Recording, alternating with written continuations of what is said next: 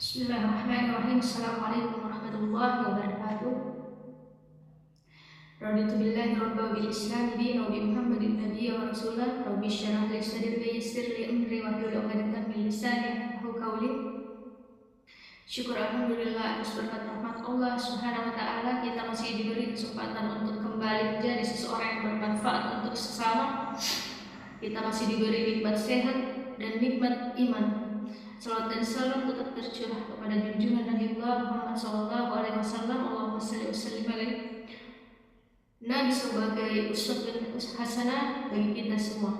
Baik, pada kesempatan kali ini saya akan membahas materi tentang memenuhi janji, mensyukuri nikmat, memelihara lisan, dan menutupi aib orang lain.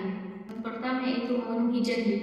Salah satu bukti berimannya seseorang adalah memenuhi janji, dan ia menjadi bagian dari akhlak terpuji yang seharusnya menghiasi pribadi setiap orang beriman. Kata janji dalam bahasa Arab adalah akad, yang berarti perjanjian atau ikatan yang kuat.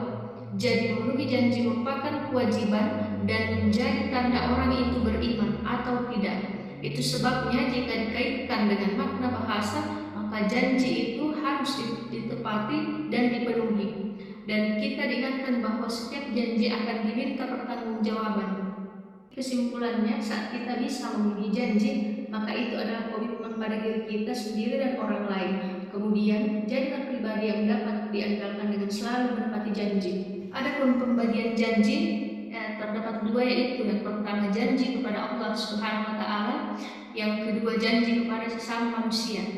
Janji kepada Allah Subhanahu wa taala mungkin terasa ganjil, dan ada yang bertanya, kapan saya berjanji kepada Allah Subhanahu wa taala? Jawabannya ternyata sudah dijelaskan di dalam Al-Qur'an bahwa semua manusia tak terkecuali pernah melakukan perjanjian kepada Allah Subhanahu wa taala di alam ruh atau rahim, dan bentuk janjinya adalah nanti jika sudah di dunia akan mengimani Allah Subhanahu wa taala sebagai Rabb-Nya dan berjanji menjadi hamba-Nya yang taat.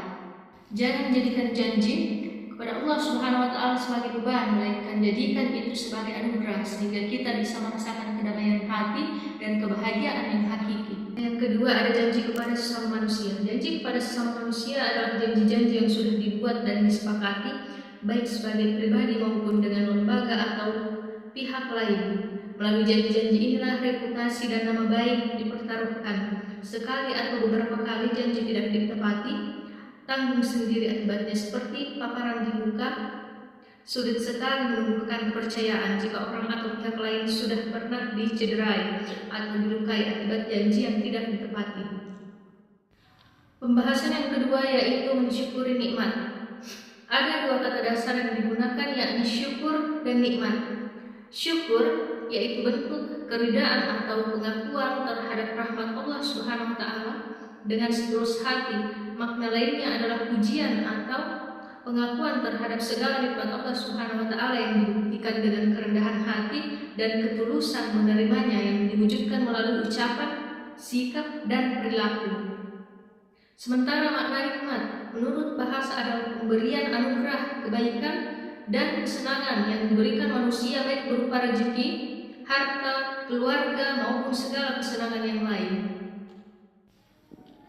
Jadi dengan kita selalu mensyukuri nikmat yang telah diberi oleh Allah Subhanahu wa taala, maka hidup kita lebih bahagia, terhindar dari sifat iri hati dan dengki.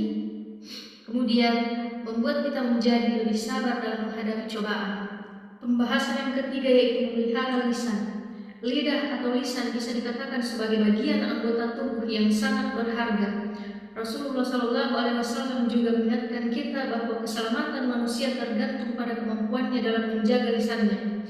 Seperti makna dalam Islam itu sendiri yang berarti selamat dan aman. Semua itu mengajarkan kita bahwa lidah dan lisan ini harus digunakan dengan benar sehingga diri sendiri terselamatkan, apalagi pihak lain. Tunjuk menjaga lisan yang pertama yaitu menjauhi kebiasaan berkata bohong dan tidak bermanfaat. Jangan pula berbicara yang berlebihan. Yang kedua yaitu jauhi pembicaraan yang batil, kotor, dan jorok.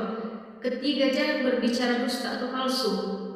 Yang keempat, jangan gunakan lisanmu untuk menggunjing. Yang kelima, jangan berkata kasar. Yang keenam, jangan mengadu domba dan jangan pula mudah marah. Yang ketujuh, jawablah panggilan orang tua dengan sopan dan santun. Oke, pembahasan kita yang terakhir yaitu menutupi aib orang lain. Aib adalah celah, cacat, nista, noda, perilaku hina, atau ada juga bermakna kiasannya itu arang di muka. Biasanya digunakan dalam kalimat bagaikan menaruh arang di muka. Melalui kalimat itu yang bersangkutan sudah dibuka aibnya sehingga sangat malunya, hancur lebur martabat dan nama baiknya, seakan-akan sudah runtuh hidupnya disebabkan aibnya dibuka atau tersebar.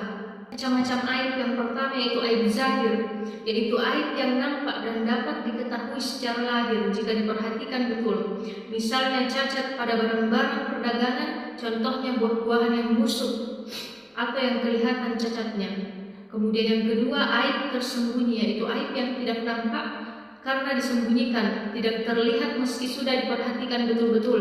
Kita ambil contoh beras yang sudah dicampur antara beras premium, super dengan golongan yang biasa, atau kacang-kacangan yang bagus atasnya sementara yang bawahnya kondisinya yang kurang baik. Semuanya tidak kelihatan jika tidak diurai atau dibuka semuanya. Itu beratnya aib yang dibuka. Maka siapapun kita, jika mengetahui aib, maka hendaklah kita menutupi dan menyimpan rapat-rapat aib tersebut. Jangan sampai malah disebar ke halayak ramai, seperti diri kita sendiri yang tidak ingin aibnya diketahui pihak lain. Tidak semua kesalahan harus diumbar. Ada beberapa kesalahan yang lebih baik ditutupi daripada diumbar ke publik. Mari kita sama-sama belajar untuk selalu menutupi aib orang lain.